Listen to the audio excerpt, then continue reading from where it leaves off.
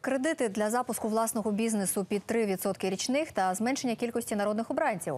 Кандидати в президенти і далі роздають обіцянки українцям. Як планують утілювати все в життя? А ще найсвіжіші соціологічні опитування у нашому дайджесті.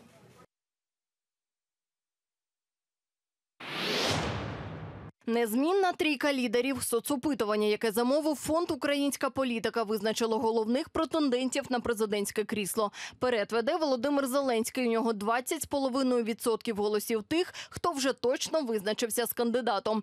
На другому і третьому місці Юлія Тимошенко та Петро Порошенко. Різниця між ними менше як 0,5%. Далі йдуть Анатолій Гриценко та Олег Ляшко. У лідера Радикальної партії понад 10%. Олександра Вілкула підтримує майже 9% опитаних, а його екс-колегу по партії Юрія Бойко близько 7,5%. Майбутнє України в руках молоді, переконана Юлія Тимошенко. Вона у Вінниці на зустрічі з молодіжними організаціями. Каже, щоб менше виїжджали за кордон, треба запропонувати кращі перспективи вдома. Зокрема, надати пільги на придбання житла і виплачувати разову допомогу, коли народжується дитина. Від 50 тисяч за першою до 150 за третю і наступних. Для запуску власного бізнесу пропонує надавати кредити під 3% річних. Кредит такий надається банком без застави, тому що банк бере повний патронат над втіленням в життя цього бізнес-проєкту. Це довгострокові кредити до 10 років, і вони будуть, як і всі інші кредити в Україні, не вищі, ніж під 3% річних. Тобто не застави не треба, тому що це підстрахування робиться, і банк супроводжує для того, щоб дати можливість стати на ноги. Це буде загальна, абсолютно загальна система, до якої може звернутися кожна людина в Україні.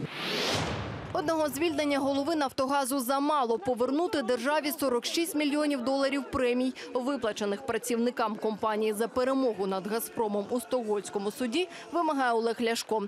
Він на Черкащині, попри те, що уряд вирішив не продовжувати контракту з головою «Нафтогазу», Ляшко зазначає, треба повернути кошти. Та пропонує законодавчо зменшити розрив між мінімальним та максимальним окладом. А гроші де? Вкрадені в українців гроші. По 6 мільйонів гривень зарплати кожен місяць і 1,5 мільярда гривень премії. Тому звільнити його з посади мало. В тюрму посадить, поки не верне виведені в офшори гроші. І він, і керівництво «Нафтогазу». Вони незаконно залізли в кишеню до кожної людини, обікрали. Люди платять космічні тарифи, щоб вони собі мільярдні премії виписували. Не може бути такого, що мільйони пенсіонерів 1,5 тисячі гривень пенсію, вчителі, лікарі по 2-3 тисячі гривень зарплату, а вони собі космічні по півмільйона, по мільйону, по 5 мільйонів зарплати, мільярдні премії і кажуть, що це нормально. Розрив між мінімальною зарплатою і максимальною в Україні повинен бути не більше, ніж у 5 разів.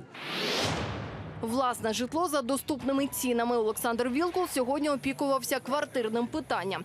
Каже, нині в черзі на власні квадратні метри щонайменше 2,5 мільйони українців. Люди бідкаються, щоб самостійно назбирати на квартиру треба щонайменше 30 років. Іпотечні програми здебільшого не працюють або ж задорогі. Вілкул каже, має досвід у будівельній галузі і знає, як вирішити проблему. Последние 5 лет строятся в основном особняки для разжиревших мародеров от власти. А простые люди лишились возможности купить квартиры. Колоссальные проценты банка, зарплаты упали. Я возобновлю все госпрограммы строительства доступного жилья. Десятилетние льготные кредиты, максимум по 3% годовых в гривне. По этой программе будем строить не меньше 100 тысяч квартир в год, новых квартир. Мы уже это делали в 2012-2013 году. Сделаем сразу после нашей победы. Зменшити кількість народних депутатів і позбавити їх недоторканності, пропонує Валентин Наливайченко. Своїми планами політик поділився з працівниками Малинівського склозаводу на Харківщині. Каже, запорука сильної економіки – збільшення власного виробництва. Це і є моє розуміння, як можна і треба єднати країну. Миром, виробництвом, побудовою заводів, створенням робочих місць. Але що я відстою як майбутній президент – це ще і порядок в країні. Ви маєте бути захищеними і від криміналу, і від несправедливості, і від корупції у владі.